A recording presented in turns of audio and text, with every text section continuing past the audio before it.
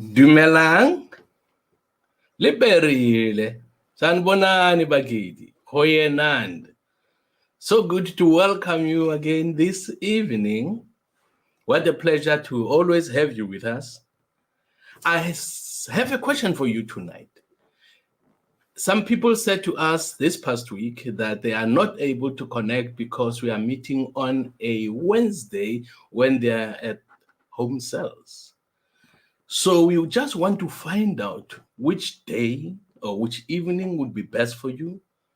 Is a Tuesday better than a Wednesday, or is a Wednesday better than the Tuesday? Because Thursdays, unfortunately, our technicians are not available.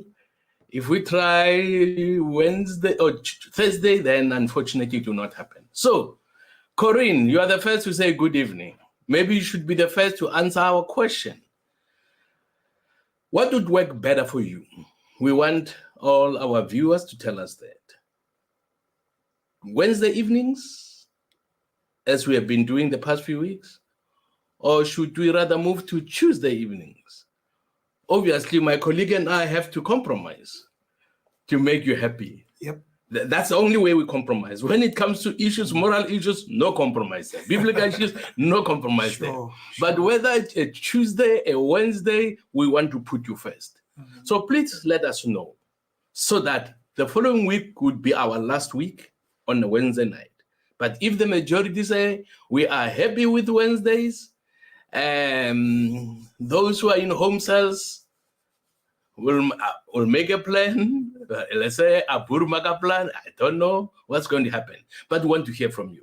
Okay, some are saying, greetings, leaders, Mondays or Wednesdays. Okay, that's the first one. That is Totliso. Totliso, good evening, sir. Let us hear others. What are they say? Joseph says, good evening, President and DP. Tuesdays are preferable. Thanks.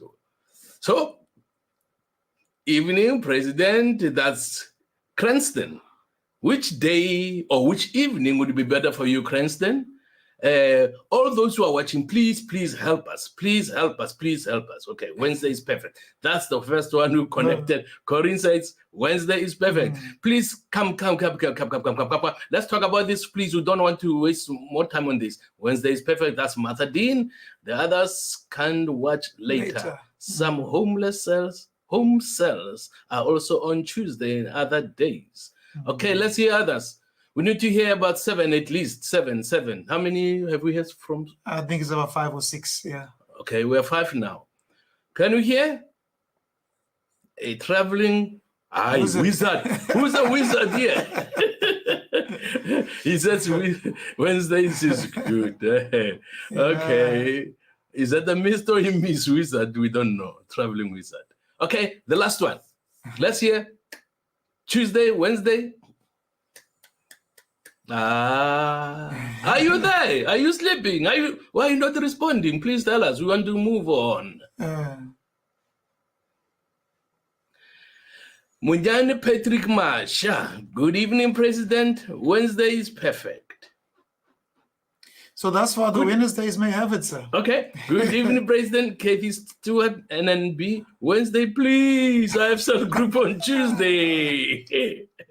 Wednesday is Matthew. Now, sounds like and looks like Wednesdays are perfect for most people. So, unless we are convinced otherwise, or an angel visits us and changes that, it will be Wednesday so far. All right, good evening. Thank you for tuning in tonight. The first thing we want to talk about, those who have been watching what's happening in Parliament, we debated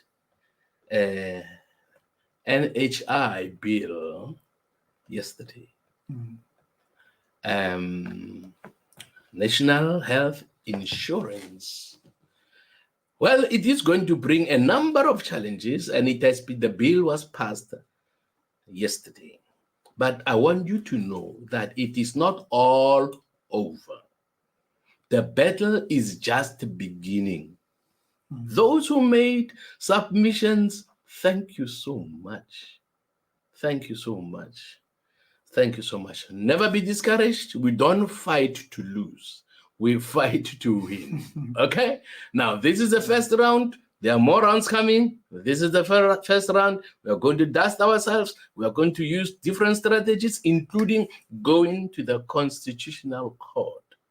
Because some of the worrying things that might happen, or that will happen, if the bill becomes the act, is that you're going to have many professionals and medical doctors and specialists leave the country. Okay? The government hospitals right now, most of them are a mess. They are in a mess. So, at least with private hospitals, you have an alternative. Unfortunately, if you can afford. Yeah. But you have nowhere to go to because everything has been destroyed by government. Would be suicide. Some of these ANC people, looks like if they have an agenda, they don't want to think about whether this would be in the best interest of the country. We have many private doctors and specialists who are assisting in public hospitals. Yeah. So if this NHI becomes the law, they're going to leave the country. They are going to leave the country. If you can afford it and you know the condition of our government hospitals, you will not want to stay behind. If you are able, your people are going to leave. They have money. They are going to leave. And South Africa definitely is going to become worse than Zimbabwe. So we are saying, ladies and gentlemen, those who have tried, those who have contributed, and those who have protested, those who have prayed, those who have written, those who have demanded, whatever you have done, thank you very much. But remember, I'm saying to you, we are only starting. The battle is only starting. No running away, no giving up. So our member of parliament who sits on the health committee, portfolio committee, is Marusukers. You know, she sits on the education portfolio committee, health portfolio committee, and we have been dealing mainly with the matters from the committees she sits on.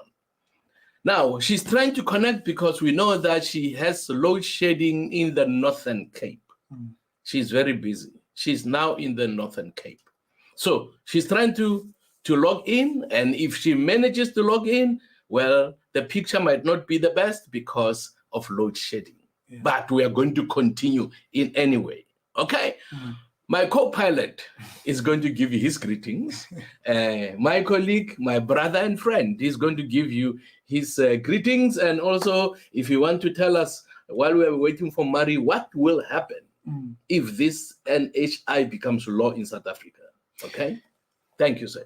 Well, thank you, President, and again, also greetings to all of our viewers. It's always great to be with the President, to interact with you, so that you are able to learn, and we are able to learn from you, but you are also able to glean from us as the leaders of the ACDP, what the ACDP's positions are, policies are on different aspects. With regards to the NHI, I think the ACDP President's position has always been that we need to see government first, being able to ensure that our public hospitals are in a tip-top condition. Our public hospitals have the medication that they need. Our public hospitals have the doctors that they need. Our public hospitals have the nurses that they need. Our public hospitals have the water, basic water that they need. Our public hospitals have the electricity that they need, not having to resort to generators and other means to keep the lights on. Now, if government is unable to produce just some of these basics within the public hospital, to take everything and put it into one pool, that I think is the challenge. We've seen how, so you do away now with private health, like we saw the private health sector, where some people have been really saving so that when they are in an emergency, they know a health emergency, they at least know they are not going to queue and have to wait for months. before they actually get some treatment. It's a little bit emotional for me, President, because I lost my assistant pastor who had to attend public hospitals. And I know the agony that his family had to go through and how they were sent from pillar to post, misdiagnosed his condition, and eventually he passed on. And so, you know, people make the sacrifice to ensure that their family and themselves will be taken care of. Now, to put this all into one pool, where government themselves are not able to ensure that you have an effective treatment system, health treatment system within our public hospitals, would be a risk that South Africans cannot afford to take. They say that national healthcare or the NHI, you know, healthcare system, for example, when you look at the United Kingdom, that it's worked in the United Kingdom. The United Kingdom has one of the best, you know, national healthcare systems. But when one looks at the United Kingdom, the healthcare system there has actually collapsed. And the burden, people within the United Kingdom are now also having to wait months for surgery and for specialized treatment. And so very clearly what happens is that, and there's a test case, if one wants to look at the United Kingdom as a test case, there's an example of what actually happens. And the other challenge is the challenge of corruption. I think if we had a government that was efficient, if we had a government that was not corrupt, if we had a government where there was no tenders for friends, where there was no nepotism, where the administration was smooth, and where there was transparency. Possibly, I think as the ACDP, we could have considered that. If we had a government where we had a surplus of funds, and we were utilizing our funds and our resources effectively, then possibly we could consider that. But at the moment where we see how, in particular, government and the ruling party misappropriates funds. President, if you can recall, during the COVID period, government indicated that they were going to be doing the best for South Africans. 500 billion rand was set aside to deal with COVID, to provide for the needy, to help businesses. But billions of rands were misappropriated under the ruling party and by some of the key members of the ruling party, with the then health minister having to step aside because of allegations of corruption with regards to COVID funding. Now, where we then amass and pool all of the resources into one kitty, so to speak, to deal with the health issue. This presents as a feeding trough to those who know how to feed, to those who know how to put their hands into the cookie jar. As the Auditor General said, we have the wrong people at the till who have their hands in the till. And so these are the concerns of the ACDP with regards to the National Health Insurance Act. You know, we don't only have the wrong people at the till, we have the wrong people in government. Well, sure. Tell us anything that you know of that was in good shape, working efficiently, working very well in 1994, that is still running well today. Only one. You know, it's like everything that the ANC laid their hands on has been destroyed. So even the NHI, friends, under the ANC is going to be destroyed. Everything's going to collapse. There will be no way to find decent treatment or medical treatment. So we definitely cannot agree with what government is trying to do. We believe that our government, unfortunately, have allowed corruption to set in. Corruption has its tentacles everywhere, in every place called government. Corruption is all over. And the most unfortunate thing, well, some people say the fish begins to rot At the head. At the head. Yeah. Now, Yeah. until today, and President Cyril Ramaphosa thinks he's going to get away with it. We are going to continue asking, where did that money, those US dollars, the millions, come to his farm? Who put them in their couches? I think, and until he proves me wrong, or until he tells us how they got on his farm, I think somebody came with a private plane from the US. He has friends who are billionaires, and a briefcase. Okay? That money, even though they say it was declared, I have my doubts. Yeah. Okay? The truth is not yet out, but the truth will come out. So until they become honest with us and tell us what has happened, the president tells us it does not matter who defends the president.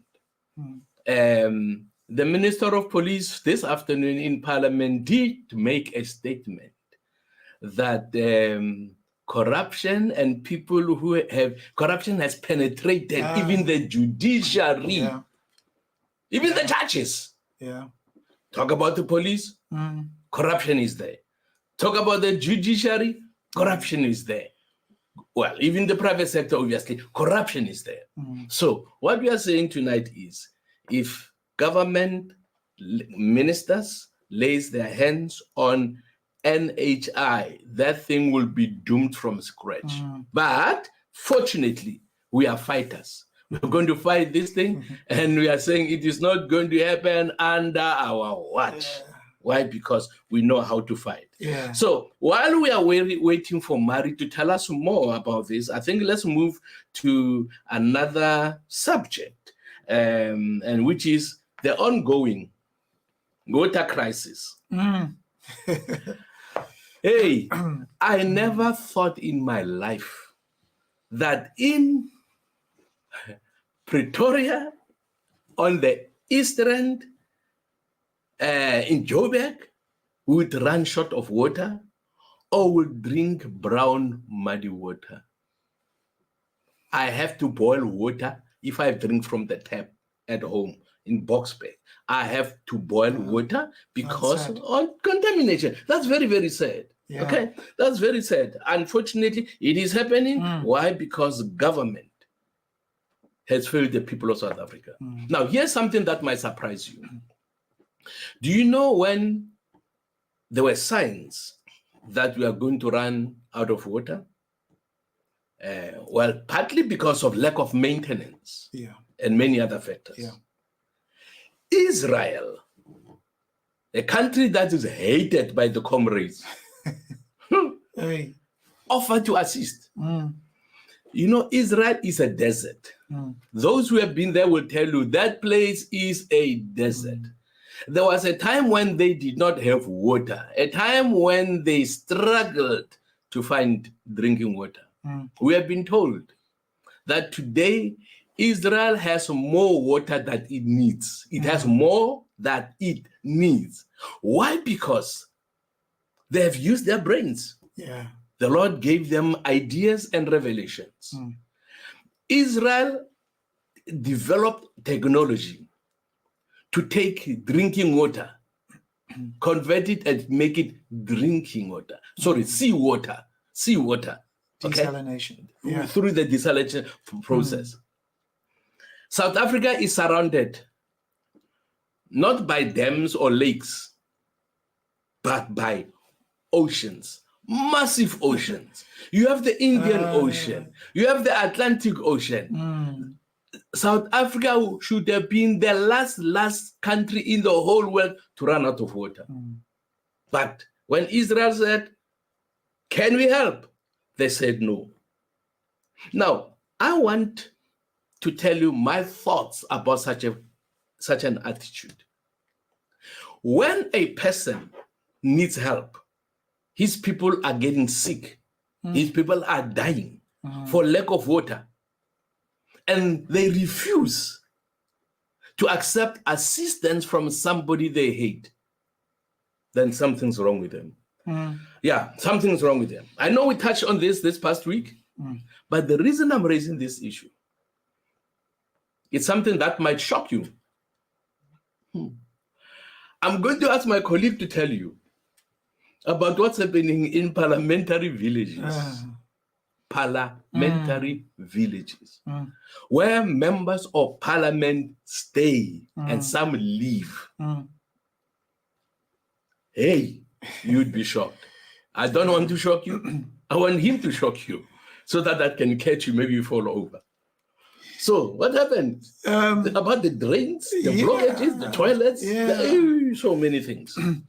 So, President, I sit on Public Works and Infrastructure. Yes, sir. And one of the responsibilities that Public Works and Infrastructure, our portfolio committee, has is oversight over the parliamentary villages where the members of parliament actually reside. Now, there's been a number of challenges over the years, but I heard I raised the issue, firstly, of what I've seen just recently within our parliamentary village in Acacia Park, sewage that at least for the last year has been spilling into the streets. And it's mainly around the sports field area and the houses in the E block. And so I raised that. When I went to the offices, Public Works Infrastructure offices, I was told the problem actually lies with Cape Town municipality. And they need to come in because the pipes that are connected and so on. And so there's nothing that Department of Public Works can do. And so very clearly, one of the challenges is where you have departments, sister departments that are unable or incapable of speaking to each other in order to get the job done. So that's one of the challenges. Now, as a result, for over a year, we've had sewage spilling into the streets in Acacia Park. And I mentioned in our committee meeting that if you have children now who go through that to the sports field, they have the chance also of picking up cholera and other health challenges. But I heard for the first time that there are some members of parliament who are unable to use their toilets because the toilets are not functioning. And for the member indicated that for it's about 2 to 3 months that they have to go to another home to go and use the toilet because the plumbers were incapable. The current agents that we have, TIFLA, I think it is, as implementing agents to deal with maintenance, said that they can't fix the problem. They are there to fix the problem, but they say that they can't fix a toilet that is not able to flush. Another member the water is not in the bathroom, is unable to have a bath, and he has to go also to another member's home, parliamentary member's home, to have a bath. Now, the question, obviously, that needs to be raised is that members of parliament are now having these challenges within the parliamentary villages. What then does it say about the ordinary man in the street?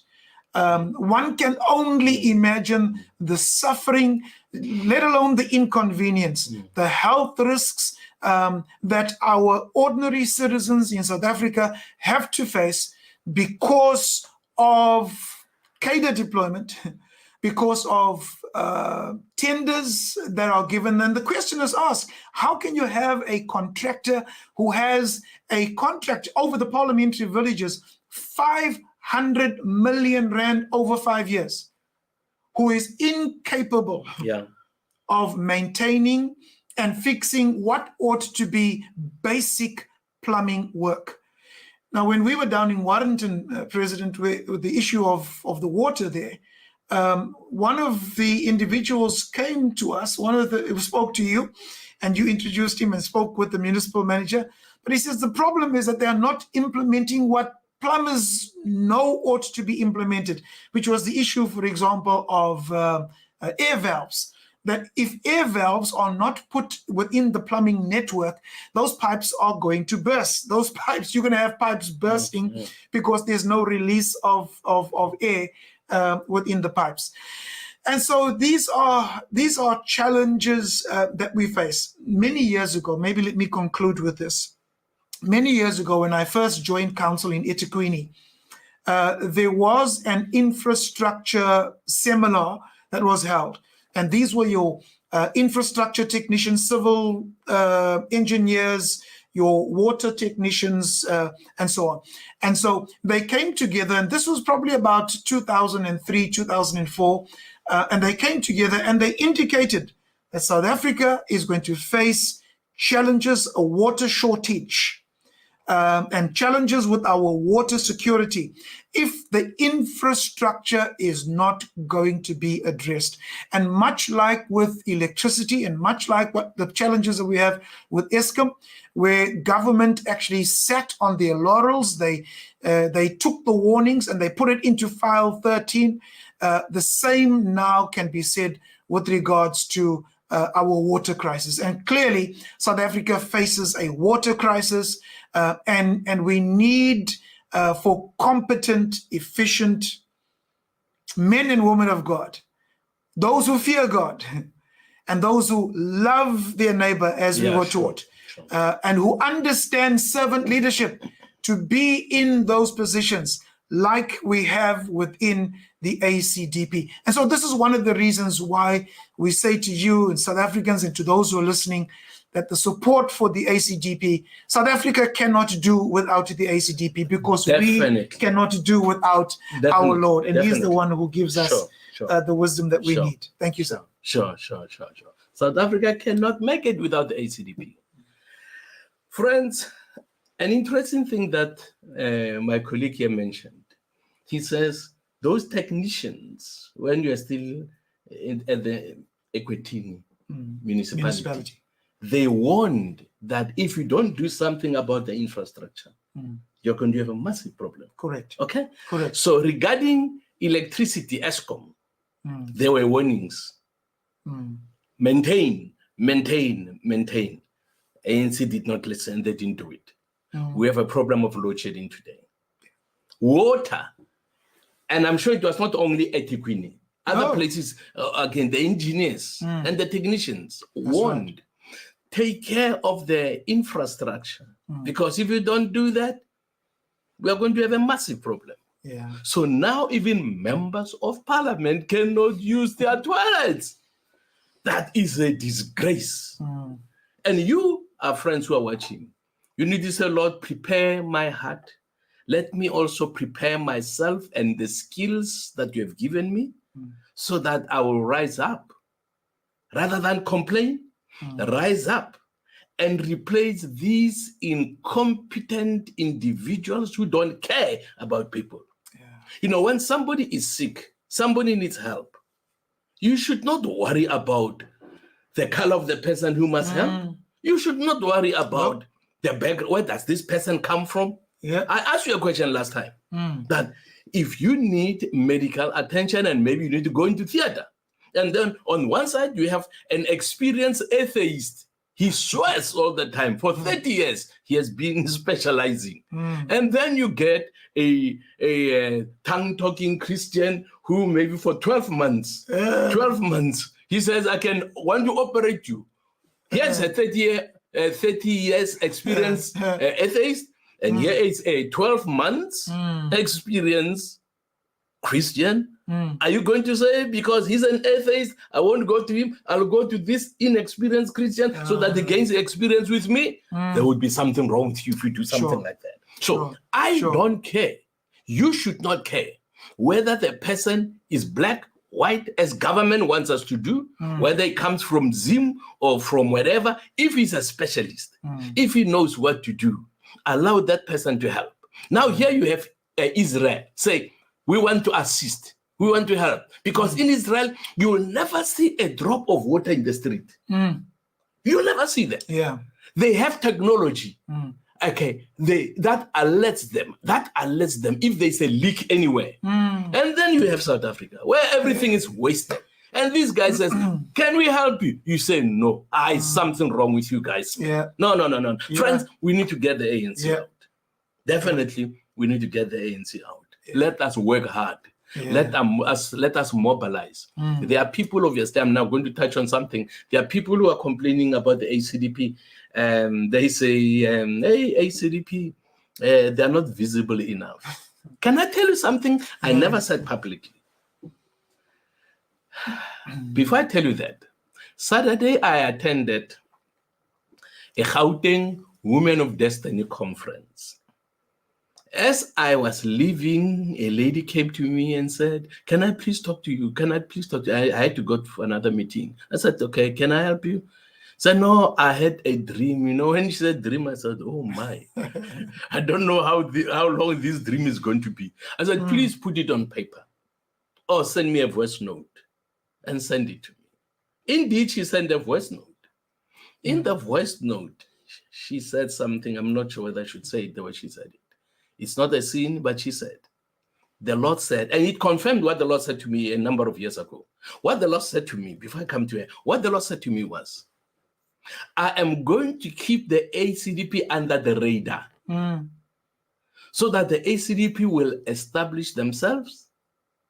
The ACDP will have branches, structures in place, have leadership that will be properly trained. We will talk about training. We're going to train our people so that these guys will say, ACDP is small, forget them, and then they do their thing. You'll not be targeted. The Lord said, I'll keep you under the radar so that you'll not be targeted too quickly, too early. So that's what the lady said. The lady said, in a voice bill, actually, I'll let you listen to it. She said, the Lord said to me, when she asked the Lord, why is the ACDP not growing and becoming a 10%, 20%, 30% like other parties, but it remains small? And the Lord said, it was not yet my time. If I allowed their growth to be too early, some of them would have been killed. Wow. Some of them would have been killed. Wow. You know, when I heard that, I said, Lord, thank you for your mercy. Wow. So don't worry. If anybody says ACDP is not growing, don't worry. One of the things, again, that the Lord said in the beginning, he said, I am going to do something in this nation that nobody will doubt that I did it. Okay? I'm going to do something in this nation, something big, something miraculous that nobody will doubt I did it. Okay? Now, having said that, the Lord wants to get the glory alone. Alone. Yeah. That is why we are not mixing our faith in Christ with our faith in the ancestors. We are not doing that. And some of the people are angry with me because of the position I've taken. I don't care, it's their problem. Okay, it's a problem. That's right. We believe in Jesus and Jesus alone. We believe in Christ John 14, alone. verse 6. Christ alone. John 14, verse 6. Oh, Jesus says, I am the way, the truth, and the life. No one comes to the Father except through me. Okay. Full stop. Full stop. That's how our children say it in the church. Okay, full stop. Now, I'm just saying to you, we are going to be used by the Lord to provide solutions for South Africa. Yeah. Don't worry. When people are saying ACDP is small, don't worry. Even the Christians, even Christians have been saying that ACDP is not growing, ACDP is not growing, ACDP. God knows, keeping us under the radar. When they open their eyes, something miraculous shall have happened. So you that are still following us, you that still trust us, and you that are still saying ACDP is the way to go, God bless you. Yeah. God bless you. Thank you very much. Thank you very much. Okay, ACDP Limpopo says that is an excellent word and God like his glory. And the glory he is reserving for those that trust him. Yeah. Very true, Limpopo. Yeah. Okay. So that is why, don't worry. Others allow everything. They call themselves Christians. They call themselves Christians. They accept them. When Freemasons come, you that believe in Sangomas come, you that believe in ancestors come. Let's all we call ourselves Christians. Why? Because we go to church. ACDP is not like that. We are not like that. So be comfortable in knowing, or be comforted in knowing that you are in the right political party that believes in putting God first. It's not just a talk in our lifestyles, in what we say. In case you challenge other political parties and say, no, but you also believe in Christ. Okay. How many know that the Bible says even the devil believes And what does he do? Yeah. He trembles. Okay. Yeah, Okay. yeah. So I'm saying to you, Jesus and Jesus alone. We are the only political party in South Africa that goes that route. Yeah. And there are some obviously who are coming up, who are also saying we believe in God, but we are tolerant. Tolerant of what? Tolerant of sin. So next day, let me just tell you, all these Christian parties that are emerging publicly, we are going to challenge them with John 14, verse 6. That's right. We're going to challenge them. Yeah. If they say bad, then you know there's a problem there. They are going to sell out. Okay? Yeah. ACDP will not sell you out. This is the party for the future. The party we believe God is going to use to save this country. Because the fact is, if God does not save us, there is no political party and there is no politician that can save us. Man. Okay, no man can save us. No. Whether you are a mathematician, whether you are an economist, whether you are a scientist, if God doesn't do it, you will not do it. That's why the ACDP that is humble, okay, we acknowledge our weaknesses and we are saying, Lord, we depend on you. If you don't help us, nobody will help us. Thank you for supporting the ACDP, the party of the future. I think I saw Mari Sukers. Did you see her? Yeah, I think I saw her coming in, but I'm not sure if we've lost connection. And it looked as if she was out of load shedding where she was. But maybe while we're trying to connect, President, and a thought that I had on what you had said about the ACDP being kept, the Lord saying that the ACDP has been kept just, below the radar, was what the Lord did for Israel. When they came into the promised land, he gave them the land little by little. Sure. In isiZulu, I think they say kancane, kancane. So the ACDP has been growing over the years, and currently we are the sixth largest political party in Parliament, and the Lord has kept us, below the radar, so to speak. But I do believe that now is the time. Definitely. I do believe that now is the time. Definitely now is the time. Now is the time. Well, if Mari is ready, we are ready for her. If she's not yet connected, then we'll move on to something else. June, for a number of years, June was known as the Youth Month. Yeah. Hi, Mari. Hi, Mr. President. Good evening. Good evening, madam. How are you? Good evening, Mari.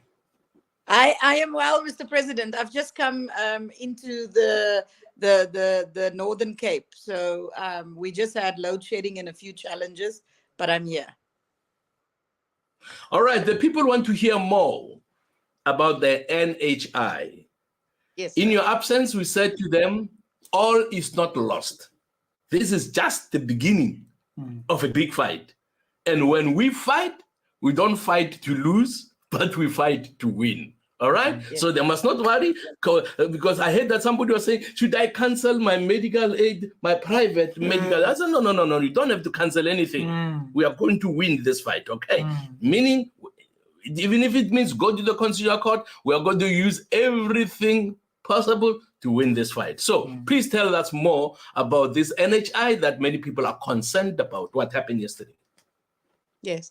Mr. President, firstly, I think what we need to establish is that universal healthcare or the access to healthcare is a basic right.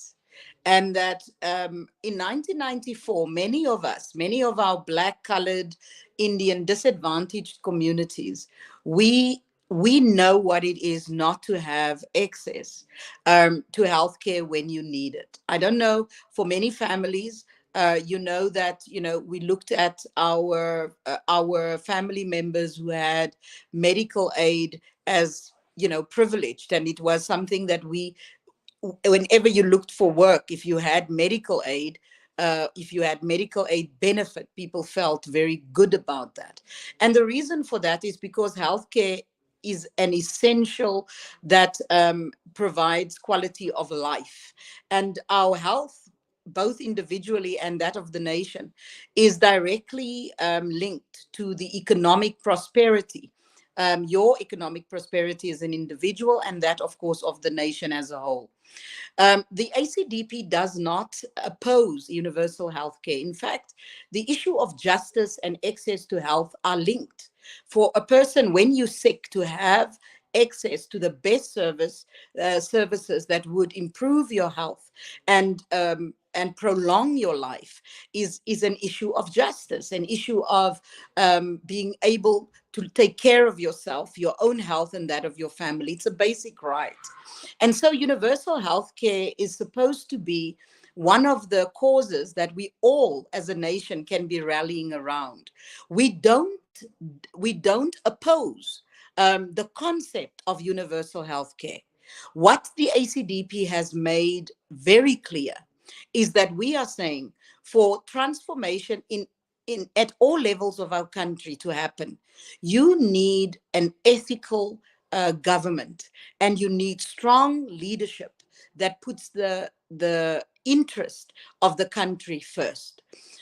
There are many elements in terms of transformation and change that needs to be present if you want transformation at a large scale to be sustainable and for it to have the desired result. And part of those elements are the aspects of leadership that garners trust, that people must be able to trust the leaders who are spearheading the change. And this is one of the vital components missing with the ANC, with the current government. Under COVID, over 2 billion rand was lost in corrupt deals. And we had both the minister and the DG suspended, the previous minister of health, Mr. Zweli Mkhize, suspended during a pandemic for corruption, alleged corruption, I should say. So when you look at that, the elements of trust is broken with the South African public. And if you look at the current bill, it makes government the arbiter and the facilitator, the administrator, the sole purchaser of healthcare. Now, when we look at how our SOEs look like, it is a huge problem. Government has shown that they are incapable of governing and managing well. So how is this government going to be at the center point of procurement and contract management of the whole country, 60 million people, when you do not have, when you have shown in the last 10 years that every single thing that you have touched on has been eroded? So it's the issue of capacity. So first, the issue of leadership. Second, the issue of capacity. And then most importantly is around what is going to be the impact of the draft legislation, or not the draft legislation any longer, but the current legislation that was passed yesterday. What will be the impact? And we are saying the impact at this point is going to be devastating if because the bill in its current form has not incorporated the submissions that was made by the medical sector around what and how the universal health coverage should be, what the legislative framework should look like, and what the rollout of that legislation should look like. So the biggest criticism around it is that in its current form, it's unsustainable. And I think the response by Nicholas Crisp has been that the funding the criticism around funding is misplaced. But it is not clear for the private sector, neither for the political party serving on health, in terms of what is that funding going to look like, but because it's going to be through taxation and levies. Now, we are currently in an economic regress, or our economy is extremely slow, and we are not hitting the growth points, and DP can elaborate on that. So apart from just the social environment that is not right in terms of leadership, in terms of moral leadership, in terms of capacity, you also have the economics at this point in South Africa that will that is not ideal for us to have this. It's going to cost about the estimation 500 billion rand per year for the national health insurance as it currently stands. And I should also say that it will take about 10 to 15 years. In the current bill, it says that government will be the like I said, the primary arbiter for health services, and that medical aid schemes will be a top up, and an individual would be able to top up whatever services are not funded by the national health insurance. So medical aids are not totally out of it, but how it would work is the question. And also what I should caution South Africans is not to get panicking about it, because it will still take some time, and there will be court challenges, many court challenges against this bill. One of the important things for us is for people to always have choice. We are fighting for people to have choice. You cannot have government controlling everything that has to do with health. Government can control the public hospitals, but people must have the right. These specialists who want to run their private practices with medical aids that government does not have anything to do with, let them have that right. But once that right is tampered with, then you have a major problem that ACDP is definitely going to fight. The Bella Bill, okay, we're fighting the Bella Bill. Okay, one of the reasons is because they're taking the authority of the parents to even decide where they're going to teach their children, who's going to teach their children. They want to homeschool. Government wants to interfere even with homeschooling. That's why ACDP says, no. Don't deny us right. Okay? Give people the choice. Don't deny people a choice. Don't deny us a choice. Remember also with the vaccine. The vaccine, ACDP, we said, we are not opposed to vaccines. Let those who want to get it, get the vaccine you want. Voluntary. Just voluntary. What we don't want is mandatory vaccinations. We oppose that. Why? Because they were denying us our choice. So we are saying God has given us all choices. You are going to heaven because of your choice. You are going to hell because of your choice. Some people will be upset that I'm saying hell, but definitely Jesus said, repent or perish. Okay? So God has given us the choice.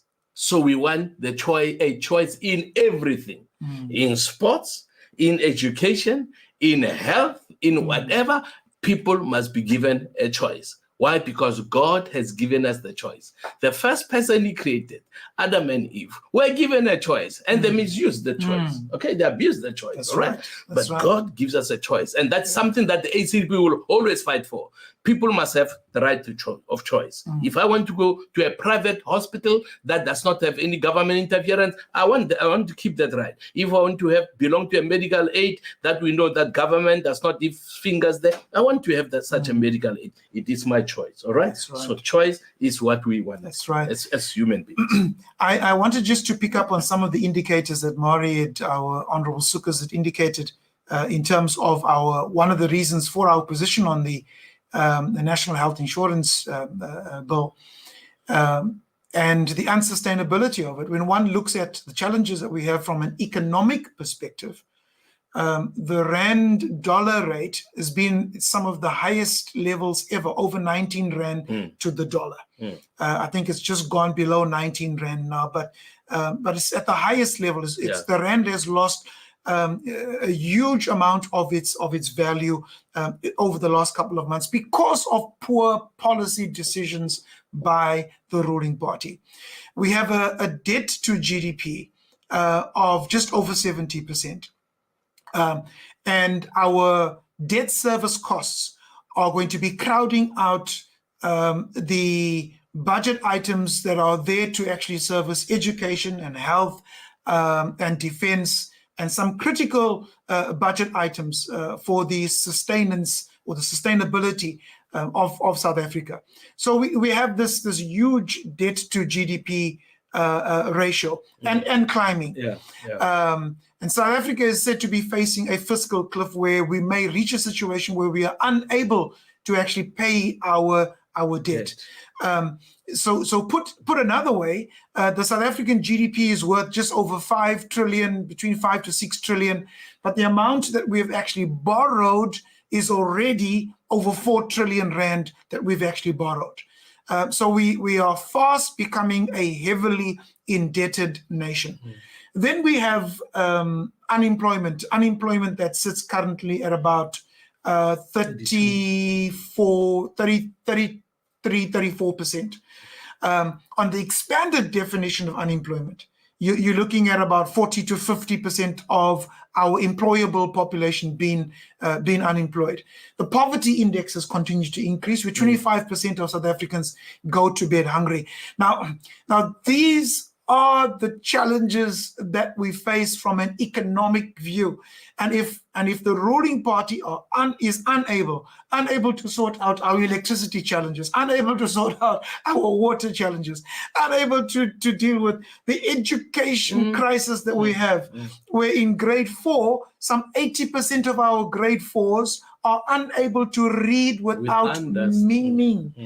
Now, so here you have these challenges. That's where your money ought to be going. And so clearly, the issue then also of corruption, as our Honorable Sukas has indicated, is one of the other factors why the national health insurance is not a good idea. Definitely. And we are going to fight. Okay, I'm majoring on choice. Okay, I'm majoring on choice. Now, I said something to you earlier about June being the youth month. Yes. Okay. All these years we have been told June is the youth month, but suddenly it is becoming the Pride month. June is being hijacked. It's being hijacked. Hey. No more youth month, but Pride month. And South Africans will have to respond to that. And obviously, ACDP is also going to respond to that. They cannot hijack that, as they have hijacked a number of things, including family. Sure. What's the definition of family as far as God is concerned? What did God say in the beginning? Yeah. Who did he create in the beginning? He created male and female. That's it. No in between. No male and female plus. Male and female. So the ACDP chooses to go with God. All right? And President, that does not make us homophobic. Sure. It does not make us homophobic. When we state our position and state our position very clearly, and our position is from a biblical view, and our view is that the family consists of a man and a woman, husband, wife, with their children. Sure. So this is our view. But what I see is the secular humanists and the others who are becoming Christophobic. Because when we mention our particular view, we then are attacked, and we are called names, and we are called bigots, and we are slandered, threatened, deplatformed, because we stand for the view, the biblical worldview that we represent. And what this is, it is not just an attack on the family, not just an attack on the church, it's an attack on the very foundations of what we believe, and in essence, an attack on God himself. And an attack on civilization also. Absolutely. Yeah. And so we cannot retract this particular position when our president has used the words on a number of occasions that we will fight. As the ACDP, we will fight. And there are some things that we will not compromise on. Definitely. A Monday or a Tuesday or a Wednesday, we compromise. But there are some particular values, biblical values, time, Christo-Judeo values that as the ACDP, we will not compromise on. And so what we are seeing happening with some retailers taking a particular stance, an anti-family stance that they're actually taking. As the ACDP, we will not compromise our position on the family and the biblical values that we are called to hold dear. You know, something that concerns me, my colleague, is that whenever you disagree with this group of people, LGBTQ plus something else, they say you're hateful. And people should know that. Get your dictionary, get yourself a dictionary, and see whether a synonym of difference or disagreement is hate. Considered hate. No, it's not. No, you'll never find something like that. So what we are saying is that because June month has been hijacked, we wanted to go back to being Youth Month. Because it's embracing and accommodating everybody. It has to be Youth Month because of June 16. Okay, people should not forget June 16 because of what these guys are doing. People must know, and I want to make a special request to ACDP supporters and members: never hate anybody. Right. Never. Don't hate people who disagree with you. For some, I know they say it's difficult. It's difficult, because they know how these people hate them, but I'm pleading with you. Don't hate anybody. One of my tailors, I think one day, if I remember, I will put on a suit that was designed by a gentleman who's known internationally, who's gay, okay? This is for the sake of those who say you hate them, you hate them. Some even, I remember there was a time they said you can't even touch them. We touch them, I hug them, no problem, okay? Because it is not, I'm not against the person, but the lifestyle. Yeah. It is about lifestyle. So I'm saying ACDP members, stand your ground and say, because God loves sinners, but hates sin. That is the position of the ACDP. Yeah. That's our position. We love sinners, but not sin. We love adulterers, but not adultery.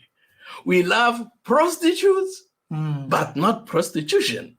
We love gays and lesbians, but not that lifestyle, okay? People must make that very, very clear. Please, you also make it very, very clear. Tell these people that we love them, no problem, we love them, but we disagree with them because they also disagree with God. Okay, and if they disagree with God, they have that right to disagree with God. We also have the right to disagree with them. So let's disagree respectfully. If there is a plea, I would beg to them is that please let's disagree respectfully. Respect me for being a man who's committed to Jesus Christ and is not prepared to compromise, and I will respect you for the choice you have taken to live the lifestyle you are living. All right. Now we love you. We love you. Next week, one of the things we're going to look at, we are going to have a protest march in August. Okay, I'm telling you timelessly. Why? About the sexualization of children. Hey, you will be shocked. I saw some videos. I saw a father fuming, fighting. Why? Because a child, should I say this?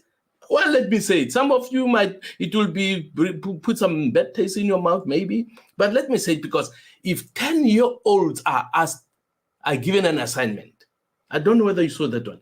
10-year-old children, girls, given an assignment, okay?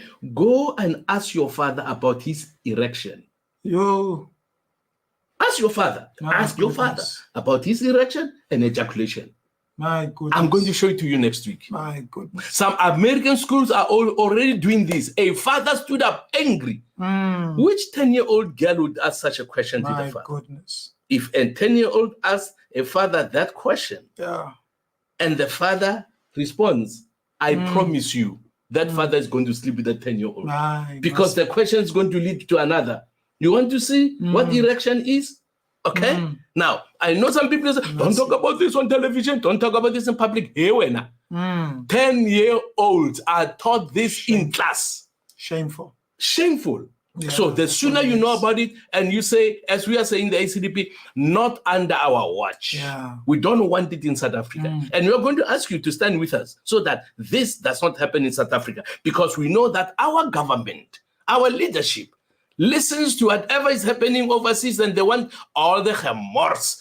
For the Netherlands, all the remorse from America, all the remorse from all over. They want it in South Africa Yeah. to indoctrinate our children. We're going to say no. Not so, here. Not here. Yeah. Okay, not here. Ladies and gentlemen, ACDP says not here. So let us continue loving our children, loving our future, loving one another, respecting one another while we worship the King of Kings and the Lord of Lords. The Lord bless you. Your last words, sir, and then we'll see them next week, Wednesday night. Well, let's remember also that we have a battle that lies ahead of us. As we prepare for 2024, the ACDP is needed by South Africa. Yes, sir. And the ACDP Definitely. also needs you. South Africa needs the ACDP. Definitely. And so we encourage you to spread the message of the ACDP as we prepare for 2024. But we also know that the battle is the Lord's, and the victory is ours. Definitely. Thank you. Well said. Well said. The Lord bless Thank you. Have a blessed evening and have a blessed week. Jesus loves you. God bless you. God bless you.